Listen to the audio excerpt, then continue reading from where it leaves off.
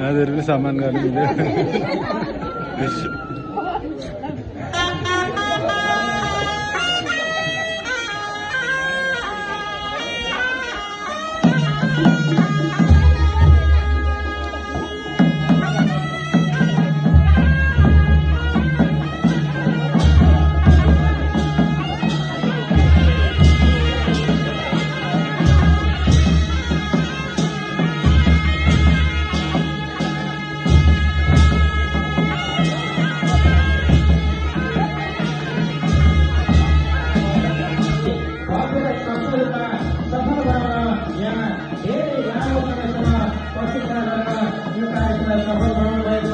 सम्पूर्ण हाम्रा अतिथिहरू, अभिभावकहरू, विद्यार्थी भाइ बहिनीहरू, शिक्षक कर्मचारीहरू सम्पूर्णलाई धेरै धेरै धन्यवाद ज्ञापन गर्दै